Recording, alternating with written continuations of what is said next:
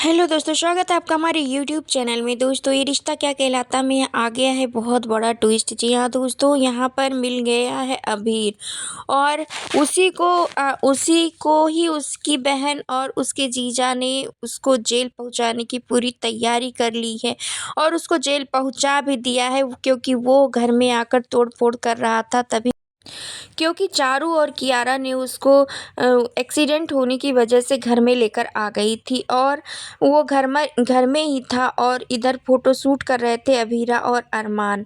और तभी वो आ जाता है नीचे और अरमान देख लेता है, जिसकी वजह से अरमान को बहुत ही ज़्यादा गुस्सा आ जाती है और अरमान एक चाँटा लगा देता है अबीर को और अबीर वहाँ से बिना कुछ कहे बाहर निकलता है, लेकिन उसके कार का पहले शीशा तोड़ देता है, उसके बाद घर का सारा सामान तोड़ देता है और कहता है तुम्हारे घर का कोई भी सामान मैं वन पीस में तो अब नहीं रहने दूंगा, क्योंकि तुमने मुझसे पंगा लिया है।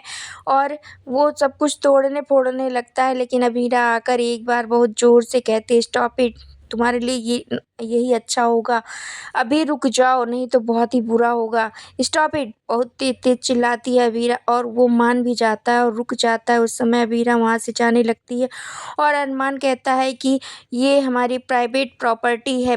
दादी सा कहती हैं, सारा कुछ तोड़ के हमारा बर्बाद कर दिए तुम, और इसको कोई अरेस्ट कर लो। तभी वो बोलता है कि ऐसा क्या है तुम्हारे घर में कि जो मुझे कोई अरेस्ट कर लेगा, पुलिस स्टेशन है क्या? तभी आ जाते हैं माधव पोद्दार और कहते हैं मैं सीनियर इंस्पेक्टर माधव पोद्दार हूँ, मैं तुम्हें अपने बेटे को नुकसान पहुँचाने के जुर्म में और अपने प्राइवेट प्रॉपर्टी पे हमला करने के जुर्म में गिरफ्तार करता हूँ और उसको ले जाकर जेल में बंद कर देते हैं। और वहीं पर अबीरा और अरमान पहुँच जाते हैं और वहाँ पे पहुँच के साइन करने ही वाले होते हैं, एफआईआर लिखा रहे होते हैं। तभी आ जाते हैं बीनानू और कहते हैं अबीरा बेटा ये गलती तो तुम बिल्कुल मत करना। और तभी अबीरा को रोक लेते हैं और अबीरा ज़ोर से चिल्लाती है, कहती है कि चाहे कुछ भी हो जाए मैं तो इसको जेल में पहुँचा दी हूँ, अब मैं इसके खिलाफ़ एफआईआर ज़रूर लिखवाऊँगी। और जब भी वहाँ पे बीनानू बहुत ही गुस्से में होते हैं और वो गुस्से-गुस्से में बोल देते हैं कि ये अबीर है, तेरा भाई है ये और मेरा नवासा है। तभी अबीरा कहती है कि मेरी मम्मा ने तो बताया था मेरा इस दुनिया में उनके मेरे अलावा एक ही बेटी है और उनका कोई नहीं है। तभी बीनानू कहते हैं ये बहुत ही लंबी कहानी है बेटा, मैं इसको तुम्हें बताना चाहूँगा। जब भी वो बताते हैं कि अभीर अभिमन्यु और अक्षरा का बेटा है। तभी अबीरा शौक होके देखती है। तभी बताते हैं बीनानू, लेकिन उसके साथ किस्मत ने इंसाफ नहीं किया और वो दोनों अलग हो गए। और तब अबीरा गई अभिनव जी के पास और अभिनव जी तेरे भाई का बहुत ही ज़्यादा ख्याल रखे, क्योंकि उस समय अभिनव जी ही उसके साथ थे और तेरे भाई का सगे बाप से बढ़कर भी ध्यान रखा। और किस्मत ने फिर एक बार पलटी खाई और दोनों अलग हो गए और अभिनव जी छोड़कर दुनिया को चले गए। और तभी तू तुम इस दुनिया में आने वाली थी और तभी अभिमन्यु तुम दोनों को ही अपनाने के लिए तैयार हो गए थे। नन्हा सा अबीर बहुत ही ज़्यादा कोशिश किया कि दोनों एक साथ हो जाएं और उसने ये कोशिश उसकी कामयाब भी हो गई। लेकिन तभी किस्मत ने एक बार फिर पलटी खाई और आरोही चली गई और आरोही के जाने के बाद किस्मत एक बार फिर से पलटी खाई और अक्षरा और अबीर को घर से जाना पड़ा। और उसके बाद मुझे तो अभी तक यही लग रहा था कि अभिमन्यु और अक्षरा एक साथ में होंगे, लेकिन जब मुझे पता चला कि अक्षरा अभी इस दुनिया से जा चुकी है, तब मुझे पता चला कि अकेले ही पाला था। अक्षरा ने अबीरा को ये बताया, अबीरा ने बीनानू को, तभी बीनानू को भी ये लगा कि फिर दोनों एक नहीं हो पाए। और इधर अबीर बहुत ये सुनता है जैसे ही कि उसकी मम्मा चली गई, वो बहुत ही ज़ोर-ज़ोर से रोने लगता है। कहता है कि मम्मा आप मुझे छोड़कर चली गई, मैंने सोचा था कि एक दिन मैं आपको ढूँढ लूँगा और आप मेरे सर पर हाथ फेरोगे और मुझे प्यार से सहलाओगे और मेरे लिए ब्रेड और जैम बनाओगे जिस तरीके से आप मुझे बनाकर खिलाया करती थी। ये सब कुछ अबीर कह के बहुत ही ज़ोर-ज़ोर से रोने लगता है और जेल में ही ज़मीन पे लेट जाता है और बहुत ही रोता है और इधर तभी फ़ोन आ जाता है रोहित का। रोहित कहता है कि क्या हो गया, भैया को मैं फ़ोन करता हूँ। जब भी भैया उसका फ़ोन काट देता है अरमान और तभी वो माधव पोद्दार को फ़ोन करता है, कहता है क्या हो रहा है वहाँ पर। और तभी माधव बोलते हैं कि यहाँ पर तो कुछ अबीर का एफआईआर नहीं लिखा गया। तभी रोहित शॉक होता है, कहता है ऐसा क्यों हुआ? तभी अबीरा कहती है कि ना लिखा गया है और ना ही लिखा जाएगा, क्योंकि अबीर कोई और नहीं मेरा भाई है।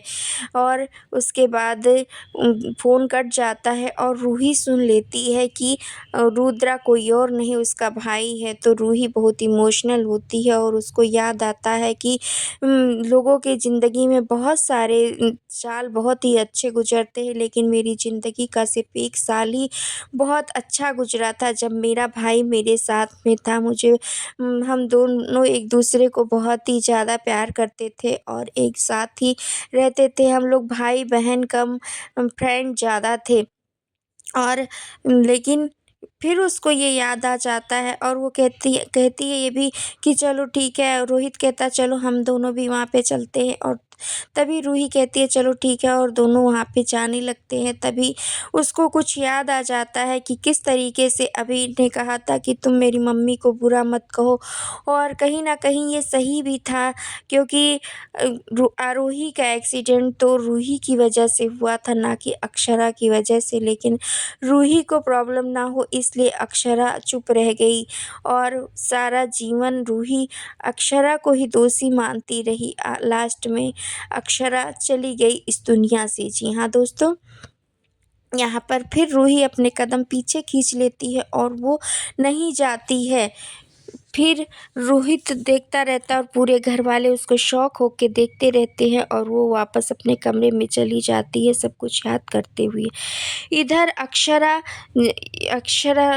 अभीरा जाती है, लॉकअप को खोलती है और वो जाती है अंदर और बहुत इमोशनल होती है और जैसे ही गले लगाने वाली होती है अभीर कहता है कि मैं कोई तुम्हारा भाई-वाई नहीं हूँ। वो बाहर आ जाता है और बहुत ही गुस्से में नज़र आता है और कहता है कि मैं किसी का कुछ भी नहीं हूँ। यहाँ पर जितने लोग खड़े हुए हैं भी-नानू उसको देखते रहते हैं और अभीरा बहुत इमोशनल हुई होती है, लेकिन फिर भी अभीर उसको गले नहीं लगाता और उसको अपनी बहन मानने से इनकार कर वहाँ से चला जाता है। जी हाँ दोस्तों, वहाँ से अभीर चला जाता है और भी-नानू खड़े देखते रहते हैं। तभी अरमान, अभीरा और भी-नानू वहाँ से आ जाते हैं गोयंका हाउस और वहाँ पर उनकी भी-नानी बोलती हैं अभीर आ गया, आपने तो बताया था कि अभीर आ रहा है और मैं उसके स्वागत की पूरी तैयारी कर ली थी। और तभी बोलते हैं भी-नानू, वो ढूँढती रहती है अबीर को इधर-उधर भी-नानू, तभी कहते हैं कि वो मुझसे कोई रिश्ता नहीं रखना चाहता हम लोगों से और वो चला गया यहाँ से। और तभी अबीरा भी इमोशनल हो जाती है। जी हाँ दोस्तों, और आने वाले एपिसोड में बहुत ही इंटरेस्टिंग मोड़ आने वाला है। आप क्या कुछ कहेंगे इस अपडेट के बारे में? आप अपनी राय कमेंट करके हमें ज़रूर बताएँ। और आप देखना ये इंटरेस्टिंग होने वाला है कि अभीर अपना लेगा अबीरा को या नहीं अपनाएगा। रूही क्या करेगी अब अबीरा और अभीर के साथ में? रूही नफ़रत करती है अबीरा से, तो क्या अब अभीर से भी नफ़रत करेगी जैसा कि वो पहले करती थी? और उसके घर वाले क्या करने वाले हैं? सभी लोग क्या अपना लेंगे अभीर को? आने वाले एपिसोड में सब कुछ आपको देखने को मिलने वाला है। क्या कुछ कहेंगे आप इस अपडेट के बारे में? आप अपनी राय कमेंट करके हमें ज़रूर बताएं और हमारे चैनल पर नए हैं तो लाइक, शेयर, सब्सक्राइब करना, बेल आइकन दबाना बिल्कुल ना भूलें दोस्तों।